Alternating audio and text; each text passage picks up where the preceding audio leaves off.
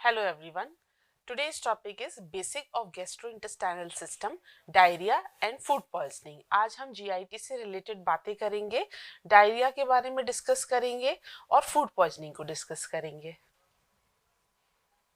तो gastrointestinal system या फिर हमारा डाइजेस्टिव सिस्टम होता क्या है? कई ऑर्गन से मिलकर हमारा डाइजेस्टिव सिस्टम बनता है. जो खाना हम खाते हैं उस खाने को पूरा डाइजेस्ट करना, न्यूट्रिएंट्स को एब्जॉर्ब करना और उसको फिर बॉडी से पास आउट करना यानी कि एक्सक्रीट आउट करने का काम हमारा डाइजेस्टिव सिस्टम करता है.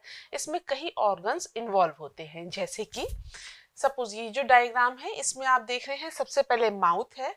माउथ के बाद आपका आ जाता है ईसोफेगस जो पूरा ट्रैक है, देन स्टमक, उसके बाद स्मॉल इंटेस्टाइन, लार्ज इंटेस्टाइन, कुछ और ऑर्गन्स भी आते हैं जैसे कि हमारा लिवर, पैनक्रियाज, गॉल ब्लैडर. तो ये सब इंक्लूड होके बनता है हमारा डाइजेस्टिव सिस्टम और ये पूरा फूड की प्रोसेसिंग के लिए काम करता है. अब हम एक एक करके सारे ऑर्गन्स को डिस्कस करेंगे. तो first one is the mouth. Mouth कह लीजिए या फिर इसको ओरल कैविटी कह लीजिए. इसका काम क्या होता है? पूरे फूड को च्यू करना, यानी कि जब हम खाना खाते हैं तो अपने दांतों से खाने को बाइट करते हैं और फिर उसको च्यू करने का काम करते हैं, जिससे वो थोड़े से स्मॉल पार्टिकल्स में डिवाइड हो जाता है और सलाइवा के साथ मिक्स हो जाता है और उसमें कुछ एंजाइम्स भी होते हैं और खाने का ब्रेकडाउन स्टार्ट हो जाता है. देन इसके बाद ईसोफेगस. ईसोफेगस एक ट्रैक है जो हमारी थ्रोट कैविटी से स्टार्ट होता है और विंड पाइप के पैरेलल चलता है और ये स्वेलोइंग में काम आता है. ईसोफेगस जो है वो फूड को स्टमक तक डिलीवर करने का काम करता है. तो यहाँ पे आप देख रहे हैं माउथ के बाद ये ट्रैकी आ गई यानी कि विंड पाइप जो कि रेस्पिरेटरी सिस्टम में पूरी चली जाएगी और उसके बाद फेरेंक्स से होते हुए ये ईसोफेगस है. ईसोफेगस हमारे स्टमक तक खाने को डिलीवर करने का काम करेगी. तो ये जो लॉन्ग ट्यूब है, इस पूरी लॉन्ग ट्यूब को हम ईसोफेगस कहते हैं और ये हमारा स्टमक है. Then stomach. स्टमक क्या करता है? खाने को होल्ड करने का काम करता है, एंजाइम्स को मिक्स करता है और फिर डाइजेशन को स्टार्ट करता है, यानी कि जो फूड है उसका ब्रेकडाउन स्टमक के अंदर होता है. तो स्टमक एक हॉलो ऑर्गन है, इस तरह की कैविटी है. जो भी खाना हमें माउथ से होके ईसोफेगस में आता है वो फिर स्टमक में आ जाता है और यहाँ पर एंजाइम्स मिक्स होने लगते हैं. Then small intestine. Small intestine हमारे स्टमक को और लार्ज इंटेस्टाइन को कनेक्ट करती है. तो स्टमक के बाद जो पार्ट स्टार्ट होता है वो हमारी स्मॉल इंटेस्टाइन है. ये लगभग 7 मीटर की होती है और ये एक मस्कुलर ट्यूब होती है और ये कई सारे एंजाइम्स को यूज करती है खाने के ब्रेकडाउन के लिए. कई जगह से इसे कुछ एंजाइम्स मिलते हैं और बाइल जूसेस मिलते हैं जिससे कि खाने का ब्रेकडाउन होता है. न्यूट्रिएंट्स को एब्जॉर्ब करने का काम करती है. जितना लेफ्ट ओवर फूड होता है यानी कि जो डाइजेस्ट हो चुका है, जिससे न्यूट्रिएंट्स एब्जॉर्ब हो चुके हैं, उनको फिर ये लार्ज इंटेस्टाइन तक पहुंचाती है. So this is the small intestine. यहाँ पर ये स्टमक है. स्टमक के बाद जो ब्लू पार्ट है that is the duodenum. Then the green part is jejunum and the parrot green colour is ileum. तो ये 3 पार्ट्स की बनी होती है और इस तरह से फोल्डेड होती है. इसके बाहर ये लार्ज इंटेस्टाइन है. Then pancreas. यहाँ पर जो आपको ग्रीन कलर का दिख रहा है ये पेनक्रियाज है. पेनक्रियाज क्या करता है? ये एंजाइम्स देने का काम करता है ड्यूडेनम में और ये स्मॉल इंटेस्टाइन के फर्स्ट पार्ट में इन एंजाइम्स को रिलीज करता है जो कि फैट, प्रोटीन और कार्बोहाइड्रेट का ब्रेक डाउन करते हैं. तो यहाँ पर ये स्टमक है. स्टमक के बाद ये जो बैक में आपको दिख रहा है ग्रीन कलर का, ये पेनक्रियाज है और पेनक्रियाज से पेनक्रिएटिक डक्ट आती है. Then liver. Liver is the largest part और इसका फंक्शन होता है जो भी न्यूट्रिएंट एब्जॉर्ब हुए हैं उन्हें प्रोसेस करने का काम लिवर करता है. बाद में ये बाइल को सिक्रीट करता है फ्रॉम द गॉल ब्लैडर और ये स्मॉल इंटेस्टाइन के डाइजेशन में एक बहुत इंपॉर्टेंट रोल प्ले करता है, स्पेशली फैट के डाइजेशन में. सो दिस इज द लिवर और ये जो लिवर है इसके साथ यहाँ पे ये गॉल ब्लैडर होता है. Then gall bladder. ये जो ग्रीन कलर का पार्ट आपको दिख रहा है ये गॉल ब्लैडर का पार्ट है। तो गॉल ब्लैडर स्टोर करता है बाइल को और फिर ड्यूडेनम में यानी कि स्मॉल इंटेस्टाइन में बाइल को रिलीज करने का काम करता है, जिससे कि फैट रिलीज होता है, फैट डाइजेस्ट होता है। लार्ज इंटेस्टाइन को इतने पार्ट्स में डिवाइड किया गया है। तो this is the ascending, then transverse, then descending. ये रेक्टम है, ये एनस है, ये सीकम है। तो ये पार्ट है लार्ज इंटेस्टाइन के। लार्ज इंटेस्टाइन जो होती है वो 1.5 मीटर लॉन्ग मस्कुलर ट्यूब होती है, जो कि हमारा एक्सक्रीशन का जो काम है उसको करती है। स्मॉल इंटेस्टाइन से जितना भी फूड है डाइजेस्ट होने के बाद, न्यूट्रिएंट एब्जॉर्ब होने के बाद, जो एक्सक्रीटरी मटेरियल है वो हमारा लार्ज इंटेस्टाइन में आता है और वहां से फिर जो रेस्ट ऑफ वाटर का एब्जॉर्प्शन होता है वो हो जाता है। तो ये क्या करता है, जितना हमारा एक्सक्रीटरी वेस्ट है उसको स्टोर, एब्जॉर्ब और पास आउट करने का काम करता है। इसमें अपेंडिक्स भी होती है, एक स्मॉल ट्यूब होती है जो कि सीकम से अटैच होती है। तो वेस्ट को प्रोसेस करने का पूरा काम लार्ज इंटेस्टाइन करती है। Then rectum. रेक्टम जो लार्ज इंटेस्टाइन के बाद का ये जो पार्ट आता है इसको हम रेक्टम कहते हैं। रेक्टम 18 से 20 सेंटीमीटर का होता है, जो कि कोलन यानी कि लार्ज इंटेस्टाइन को एनएस से कनेक्ट करने का काम करता है। तो जो रेक्टम है वो लार्ज इंटेस्टाइन से स्टूल यानी कि फीकल मटेरियल या एक्सक्रीटरी मटेरियल को कलेक्ट करने का या रिसीव करने का काम करता है। और उसी में जब एक्सक्रीटरी वेस्ट आ जाता है तो हमें पता चलता है कि स्टूल हमारी बॉडी में बन चुका है और उसे इवैक्यूएट करना है। जब तक हम उसे इवैक्यूएट नहीं करते तो वो वहीं पर स्टोर रहता है। Then anus. एनस के अंदर 2 स्फिंक्टर होते हैं, ये 3 से 5 सेंटीमीटर लॉन्ग होती है और ये लास्ट पार्ट है डाइजेस्टिव ट्रैक्ट का। तो इसमें कुछ मसल्स के साथ ये कनेक्ट रहता है और ये डिटेक्ट करता है कि कंटेंट है हमारे बॉडी के अंदर, और उसके बाद वो सॉलिड है, लिक्विड है या गैस है, उसको डिटेक्ट करने का काम भी एनस करता है। So this is the last part. ये सारे ऑर्गन्स मिलके हमारा डाइजेस्टिव सिस्टम या गैस्ट्रो इंटेस्टाइनल ट्रैक्ट बनाते हैं। जो खाना हम खाते हैं उसे पूरा प्रोसेस करने का काम, एब्जॉर्ब करने का काम, डाइजेस्ट करने का काम हमारा पूरा गैस्ट्रो इंटेस्टाइनल सिस्टम करता है और लास्ट में उसे एक्सक्रीट करने का यानी कि बॉडी से बाहर निकालने का काम भी गैस्ट्रोइंटेस्टाइनल सिस्टम करता है। Next is diarrhoea. डायरिया क्या होता है? कॉमनली हम सबको पता है कि डायरिया एक बीमारी है जिसमें लिक्विड या वाटरी स्टूल्स हमारी बॉडी से फ्रीक्वेंटली पास होते हैं और ये किसी तरह की इन्फेक्शन, बीमारी, दवाइयों से हमें हो जाता है। तो अगर हम इसकी डेफिनेशन की बात करें तो diarrhoea is a medical condition characterised by the frequent passage of watery or loose stools generally occurring more than 3 times a day. It leads to dehydration, abdominal cramps, urgency and may be accompanied by nausea or fever due to rapid loss of fluid and electrolyte. तो दिन में अगर 3 बार से ज़्यादा आप stool pass कर रहे हैं और वो लूज और वाटरी स्टूल हैं तो ये एक इंडिकेशन है कि आपको डायरिया है। इसमें आपको डिहाइड्रेशन हो सकता है क्योंकि बॉडी से बहुत ज़्यादा पानी बाहर निकल जाता है। एब्डोमिनल क्रैम्प्स हो सकते हैं, बार बार आपको एक्सक्रीट आउट करने की अर्जेंसी हो सकती है और उसके साथ आपको नोजिया, फीवर और सिम्टम आ सकते हैं। कई फ्लूइड और इलेक्ट्रोलाइट हमारी बॉडी से बाहर निकल जाते हैं। तो इस मेडिकल कंडीशन को हम डायरिया कहते हैं। कई और बीमारियां में भी डायरिया होता है। डायरिया एक और सिम्टम की तरह आता है, जैसे कि फूड पॉइजनिंग में भी डायरिया होता है और डायरिया की सिम्टम्स आते हैं। तो कब हो सकता है? जब हम गंदा पानी पिए या गंदा खाना खाएं जो कि कंटेमिनेटेड है, हमारे हाथ साफ नहीं है, जो खाना हम खा रहे हैं वो पॉल्यूटेड है, जैसे कि अगर हम पॉल्यूटेड वाटर की फिश को खा रहे हैं तो उससे डायरिया हो सकता है।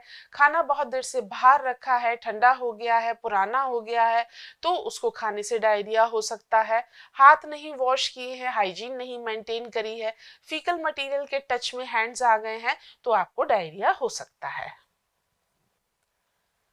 तो डायरिया की कॉजेज एंड सिम्टम क्या है? सैनिटेशन यानी कि हाइजीन मेंटेन नहीं करेंगे तो आपको डायरिया हो सकता है। गंदा पानी पीने से, गंदे हाथ होने से, बहुत ज़्यादा सोशल एनवायरनमेंट में जहाँ पर भीड़ बहुत ज़्यादा है वहाँ से आपको इन्फेक्शन हो सकता है। न्यूट्रिएंट्स से हो सकता है, कई सारे न्यूट्रिएंट्स की वजह से हो सकता है। मेडिकेशंस की वजह से हो सकता है, कुछ ऐसी मेडिसिन होती है जिनकी वजह से डायरिया हो जाता है, बैक्टीरिया, वायरस या पैरासाइट की वजह से अगर इन्फेक्शन हुआ है तो डायरिया हो सकता है, कुछ एनिमल्स से हो सकता है, आपके घर में पेट्स वगैरह हैं उनसे इन्फेक्शन होने की वजह से आपको डायरिया हो सकता है। सिम्टम्स क्या होते हैं? पेट में बहुत ज़्यादा दर्द होता है, क्रैम्प होता है, नोजिया हो सकता है यानी कि उबकाई आ सकती है, ऐसा लगेगा आपको जैसे कि आपको उल्टी होने वाली है, या फिर आपको बुखार आ सकता है बहुत ज़्यादा, या फिर लूज और वाटरी स्टूल्स हो सकते हैं, जो फीकल मटेरियल आप पास कर रहे हैं वो बहुत ज़्यादा वाटरी होगा और लूज होगा। तो क्रैम्प्स होना, ब्लोटिंग होना, बहुत ज़्यादा बोवल मूवमेंट होना, बार बार डिफिकेट करना, वॉमिटिंग होना, लूज स्टूल होना, बुखार, ठंड लगना, बॉडी में पेन होना, ये अदर सिम्टम्स ऑफ डायरिया है। तो डायरिया में क्या होता है? बहुत ज़्यादा वाटर बॉडी से बाहर निकल जाता है, बहुत सारे इलेक्ट्रोलाइट बॉडी से बाहर निकल जाते हैं। अगर वो इलेक्ट्रोलाइट्स नहीं मिलते हैं और डायरिया बहुत ज़्यादा सीवियर हो जाता है तो एक पर्सन की डेथ भी हो सकती है।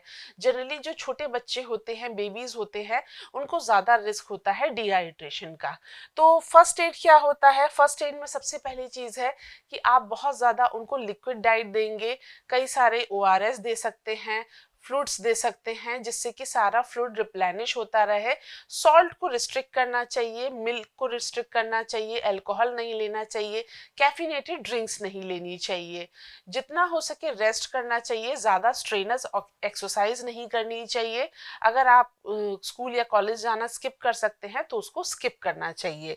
किसी इन्फेंट को अगर वो ब्रेस्ट फीडिंग पर है तो उसको मिल्क देना चाहिए या ईजिली डाइजेस्ट होने वाले फूड देने चाहिए, जैसे कि ब्रेड डाइट होती है इसमें, तो हमें ब्रेड डाइट देनी चाहिए। और इसके अलावा हमें मेडिकल इमरजेंसी में पहुंचाना चाहिए जल्द से जल्द। जैसे ही हमें लगता है कि वो पर्सन का केस सीवियर हो रहा है तो हमें उसे मेडिकल इमरजेंसी में ले जाना चाहिए। तो सबसे पहले अगर किसी को डायरिया है तो आप क्या करेंगे? आपको कैसे पता चलेगा डायरिया है? तो इंक्वायर करेंगे, साइंस एंड सिम्टम्स देखेंगे, वो कितना फ्रीक्वेंटली डिफिकेट कर रहा है, क्या बार बार स्टूल पास करने जा रहा है, बहुत ज़्यादा उसे दर्द हो रहा है, बहुत सिक वो फील कर रहा है, ब्लोटेड है, टेंस है, अनवेल फील कर रहा है, कमज़ोर फील कर रहा है, उसको बुखार आ सकता है, वॉमिटिंग हो सकती है, म्यूकस में ब्लड आ सकता है, स्टूल्स में ब्लड आ सकता है, म्यूकस आ सकता है। फिर उसके बाद आपको क्या करना होगा? सबसे पहले हाइजीन को मेंटेन करना होगा। अपने हैंड्स को प्रॉपर्ली वॉश करें सोप और वाटर से। अगर अवेलेबल नहीं है तो आप सैनिटाइजर का यूज कर सकते हैं, अल्कोहल बेस्ड सैनिटाइजर यूज कर सकते हैं। ग्लव्स को यूज करना चाहिए। अगर ग्लव्स नहीं अवेलेबल है तो जिस पर्सन को डायरिया हुआ है उसकी जो वॉमिट है या फिर स्टूल के पार्ट्स हैं उसके कांटेक्ट में आपको डायरेक्ट नहीं आना चाहिए। डिहाइड्रेशन को प्रिवेंट करना चाहिए, जितना हो सके आपको फ्लूइड लेना चाहिए। अगर जो बच्चे हैं उनको कितना लेना चाहिए? 2 साल से कम का बच्चा है तो वो फ्लूइड ले सकता है लगभग 1 ग्लास क्वार्टर, 1 क्वार्टर तक वो फ्लूइड ले सकता है, लगभग 50 to 100 ml। अगर बच्चा 2 से 10 साल का है तो 100 to 200 ml फ्लूइड ले सकता है, यानी कि हाफ ऑफ द ग्लास वो फ्लूइड ले सकता है। अगर वो पर्सन एडल्ट है या फिर 10 साल से बड़ा बच्चा है तो एक पूरा ग्लास फ्लूइड ले सकता है जो कि 200 ml का होता है। जितनी बार स्टूल पास हुए हैं हर बार स्टूल पास होने के बाद आपको इतना फ्लूइड लेना चाहिए। उसके बाद आपको देखना है कि अगर बच्चा ब्रेस्ट फीडिंग कर रहा है या वो मिल्क लेता है तो उसको फ्रीक्वेंटली हमें दूध पिलाना चाहिए, ब्रेस्ट फीडिंग करानी चाहिए। अगर वो बॉटल से दूध पीता है तो हमें उसे बॉटल से दूध फ्रीक्वेंटली पिलाना चाहिए। जो मिल्क हम रेगुलरली पिला रहे थे उसी मिल्क को यूज करना चाहिए। सिक पर्सन को जिसको डायरिया है उसे जूसेस नहीं लेने चाहिए क्योंकि इनमें शुगर बहुत ज्यादा होती है। ORS ले सकते हैं। ORS एक आपको पैक मिल जाता है मार्केट में अवेलेबल, किसी केमिस्ट पर मिल जाएगा आपको। तो ORS को आप 1 लीटर पानी में डिसॉल्व करने के बाद उसे थोड़े थोड़े टाइम इंटरवल पे कंज्यूम करना चाहिए। इससे डिहाइड्रेशन में हेल्प मिलती है। अगर ORS अवेलेबल नहीं है तो एक सॉल्यूशन आप अपने घर पे बना सकते हैं। इसके लिए क्लीन वाटर का यूज करना है, यानी कि पहले पानी को आप बॉईल करिए, बॉईल करने के बाद ठंडा करिए, ठंडा करने के बाद 1 लीटर पानी ले लीजिए। 1 लीटर पानी लेने के बाद उसमें 8 टेबल स्पून शुगर मिलानी चाहिए और 1 टेबल स्पून सॉल्ट मिलाना चाहिए। इसको अच्छी तरह से मिक्स करने के बाद थोड़े थोड़े टाइम इंटरवल पर उस पेशेंट को देना चाहिए। अगर सिक पर्सन बहुत ज़्यादा वॉमिट कर रहा है और आप उसको डिहाइड्रेशन के लिए वाटर या ORS देना चाहते हो, वो नहीं पी पा रहा है, तो आप उसे धीरे धीरे सिप करने के लिए कहेंगे, या आप उसे स्पून दे सकते हैं और वो स्पून से उसको सिप कर सकता है। तो कर्ड भी दे सकते हैं, हल्का खाना दे सकते हैं। अगर वो पर्सन थोड़ा बेटर फील करने लगा है तो हम उसे थोड़ा खाना दे सकते हैं। अगर वो ट्रैवल कर रहा है तो उसके पास फ्लूइड होने चाहिए। अगर उसकी मेडिकल कंडीशन वर्स हो रही है तो उसको रेगुलर चेकअप करना चाहिए, जैसे कि अगर स्टूल्स के अंदर ब्लड आ रहा है, या फिर उसको बुखार हो गया है, डिहाइड्रेशन हो गया है, डायरिया बहुत ज़्यादा वर्स होता जा रहा है, तो उसे मेडिकल हेल्प की ज़रूरत है। तो कुछ टिप्स, जैसे कि हमें प्रोबायोटिक ड्रिंक्स लेनी चाहिए जिसमें कि सारे एंजाइम्स वगैरह होते हैं, माइक्रोब्स वगैरह होते हैं, जैसे कि कर्ड ले सकते हैं। डिहाइड्रेशन को कंट्रोल करना चाहिए, फ्लूइड्स और लिक्विड्स लेने चाहिए। ब्रेड डाइट हम ले सकते हैं। ब्रेड डाइट के अंदर आता है banana, rice, apple syrup and bread. तो ये डाइट हमें लेनी चाहिए। Sorry, toast. तो BRAT, that is banana, rice, apple and toast. This is the bread diet. तो इमरजेंसी के लिए हमें काम करना चाहिए। अगर 3 दिन तक डायरिया सही नहीं हो रहा है तो इमरजेंसी ट्रीटमेंट देना चाहिए।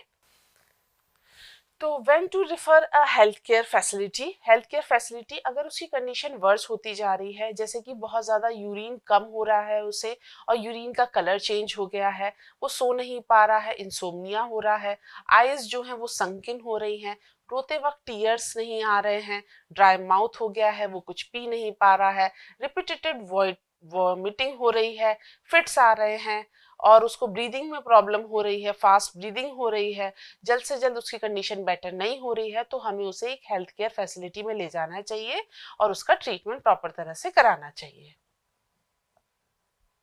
Now, food poisoning. Food poisoning का क्या होता है? जब हम स्टेल या फिर कंटेमिनेटेड फूड कभी कंज्यूम कर लेते हैं तो उसकी वजह से हमें गैस्ट्रोइंटेराइटिस होता है, और उसी कंडीशन को हम फूड पॉइजनिंग कहते हैं। तो फूड पॉइजनिंग में बहुत ज़्यादा पेट में दर्द होता है, इन्फेक्शन हो जाता है आपके डाइजेस्टिव सिस्टम के अंदर, किसी पैरासाइट से हो सकता है, वायरस से हो सकता है, बैक्टीरिया से हो सकता है, और बहुत ज़्यादा इसमें पेन होता है। कुछ समय के लिए हो सकता है, कभी कभी ज़्यादा समय के लिए भी हो जाता है, कई दिन लग जाते हैं, और ये सीवियर होता जाता है।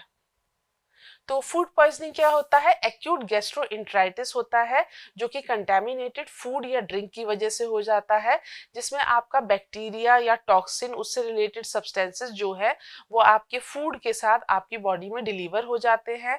तो ये प्लांट के साथ या एनिमल्स के साथ मिलके हमारी बॉडी में एज ए फूड एंटर हो जाते हैं। तो कैसे हम इसको प्रिवेंट कर सकते हैं? सबसे पहले तो हाइजीन को मेंटेन रखना है, अपने हैंड्स को वॉश करना है, सोप एंड वाटर से, क्लीन वाटर से उसको वॉश करना चाहिए। जितने यूटेंसिल्स हैं, जैसे कि नाइफ्स हैं और बर्तन हैं, और उसके अलावा कटिंग बोर्ड है, चॉपिंग बोर्ड है, काउंटर पार्ट्स है, इनको अच्छे से क्लीन करना चाहिए। जितना प्रोडक्ट है, खाने की जितनी चीज़ें हैं, सब्जियां हैं, फल है, उनको प्रॉपरली वॉश करना चाहिए। उसके अलावा जितना हमारा डेयरी प्रोडक्ट्स है, सी प्रोडक्ट्स है, एग्स है, पोल्ट्री है, उनको अलग अलग पार्ट में रखना चाहिए रेफ्रिजरेटर के। अनपेस्चराइज मिल्क और जूसेस को कंज्यूम नहीं करना चाहिए। जितना भी कुकिंग मटेरियल है, आपके यूटेंसिल्स, नाइफ, जितना रॉ मीट के लिए यूज हो रहे हैं, तो रॉ मीट के लिए आप अलग यूटेंसिल्स को यूज करिए, उनको औरों के साथ मिक्स मत करिए। सो this is the prevention of food poisoning. Causes and symptom क्या हो सकते हैं? या तो रखा हुआ आप खाना खा रहे हैं, या किसी मेडिसिन से हो सकता है, आपको बहुत ज़्यादा डिजीनेस फील होगी, कोलिक हो सकता है, डायरिया, फ्रीक्वेंटली आप एक्सक्रीटरी पार्ट्स आउटपुट करेंगे, सर में दर्द हो सकता है, बहुत ज़्यादा वॉमिटिंग हो सकती है, तो हमारे स्टमक में इन्फेक्शन होने से ये हो जाता है। इकोलाई का इन्फेक्शन हो सकता है या फिर स्टेफाइलोकोकस ऑरियस का इन्फेक्शन हो सकता है। तो इस तरह से कई माइक्रोब्स होते हैं जिनका इन्फेक्शन होने के बाद जब वो हमारी बॉडी में एंटर कर जाते हैं, जिसकी वजह से हमें फूड पॉइजनिंग हो जाती है। तो उसके लिए 5 साइंस क्या है कि आपको सीवियर फूड पॉइजनिंग हुई है। सबसे पहले तो आपको वॉमिटिंग बहुत ज़्यादा हो रही है, ब्लडी डायरिया हो रहा है, यानी कि जो आप स्टूल पास कर रहे हैं उसके साथ साथ ब्लड आ रहा है, डिहाइड्रेशन हो रही है जिसकी वजह से कॉन्सेंट्रेशन हो, लैक ऑफ कॉन्सेंट्रेशन हो रहा है, फीवर हो गया है 102 फ़ारेनहाइट से ज़्यादा फीवर है, आपको डायरिया है, 3 दिन से ज़्यादा आपको डायरिया हो चुका है, तो इसका मतलब है आपको सीवियर पॉइजनिंग, फूड पॉइजनिंग हो सकती है। तो फूड पॉइजनिंग क्या होती है? गैस्ट्रोएंटेराइटिस होती है जिसमें वॉमिटिंग बहुत ज़्यादा होती है। ये वायरस से हो सकती है, बैक्टीरिया से हो सकती है, पैरासाइट से हो सकती है। कंटेमिनेशन कभी भी हो सकता है जब उसका प्रोडक्शन हो रहा है, खाने का प्रोसेसिंग हो रही है, हैंडलिंग, स्टोरेज या कुकिंग हो रही है, किसी भी पार्ट में अगर वो इन्फेक्शियस चीज़ों के साथ मिक्सअप हो जाता है तो उसकी वजह से वो कंटेमिनेट हो सकता है। कई घंटों से लेके कई दिनों तक वो पर्सन बीमार हो सकता है। तो आप कैसे इंक्वायर करेंगे? आप देखेंगे उसके साइन एंड सिम्टम्स क्या है। उसको नोजिया और वॉमिटिंग तो नहीं हो रही है, बहुत ज़्यादा क्रैम्पिंग या एब्डोमिनल पेन हो रहा है, डायरिया है, उसको सर में दर्द हो रहा है, बहुत तेज़ बुखार हो गया है, वो अनकॉन्शियस सा होने लगा है, वो बहुत ज़्यादा इल हो गया है, तो ये सब चीज़ें हो सकती हैं कि उसको फूड पॉइजनिंग हुई हो। तो ये सिम्टम्स देख के आप पता कर सकते हैं कि उस पर्सन को फूड पॉइजनिंग है। कई चीज़ें हम जो डायरिया में अभी फर्स्ट एड देखते आए हैं कि हमें क्या करना चाहिए, सेम इम्प्लीमेंट होता है फूड पॉइजनिंग में। यानी कि फूड पॉइजनिंग में अगर हमें डायरिया हो रहा है तो हम उसी तरह से उसको ट्रीट कर सकते हैं। तो फर्स्ट एड कैसे देंगे? उस पर्सन को रेस्ट करने के लिए कहेंगे, हम कहेंगे कि वो लाई डाउन करे और रेस्ट करे। देन उसके बाद डिहाइड्रेशन को मेंटेन करना है क्योंकि वॉमिटिंग और डायरिया हो रहा होगा, तो ओआरएस देने हैं। अगर उसकी कंडीशन वर्स होने लगे तो हमें उसे हॉस्पिटलाइज करना चाहिए। तो what is the first aid? खूब सारा पानी पीना चाहिए, दवाइयाँ ले सकते हैं, आराम करना चाहिए, हल्का खाना खाना चाहिए, प्रोबायोटिक्स ड्रिंक्स ले सकते हैं और जल्दी से जल्दी मेडिकल फैसिलिटी में उसको ट्रांसपोर्ट कर सकते हैं। अगर वो पर्सन अनकॉन्शियस है लेकिन ब्रीदिंग कर रहा है तो हम क्या करेंगे? रिकवरी पोजीशन में रख सकते हैं और उसके बाद उसकी कंडीशन इंप्रूव होने के लिए हम देख सकते हैं कि उसको ब्रीदिंग प्रॉपर हो रही है या नहीं हो रही है, हम ऑब्जर्व कर सकते हैं।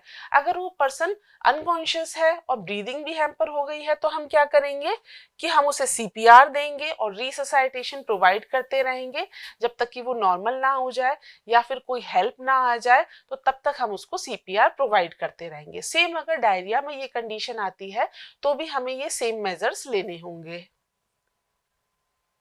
हेल्थ केयर फैसिलिटी में कब ट्रांसफर करेंगे? अगर सिम्टम बहुत ज़्यादा वर्स होने लगे हैं, फूड पॉइजनिंग बहुत ज़्यादा सीवियर होने लगी है, तो हम उसको हेल्थ केयर फैसिलिटी में ट्रांसपोर्ट करेंगे। जैसे कि डायरिया अगर हो रहा है तो जो स्टूल पास हो रहे हैं उसमें म्यूकस आ रहा है या ब्लड आ रहा है, बुखार आ रहा है बहुत ज़्यादा, वो सो नहीं पा रहा है, इंसोम्निया हो रही है, यूरिन कम पास हो रहा है और यूरिन का कलर डार्क हो चुका है, आईज संकिन हो चुकी हैं और जो वो रो रहा है तो लेकिन आंसू नहीं आ रहे हैं, तो उस कंडीशन में हम उसको किसी हेल्थ केयर फैसिलिटी में ट्रांसपोर्ट कर सकते हैं।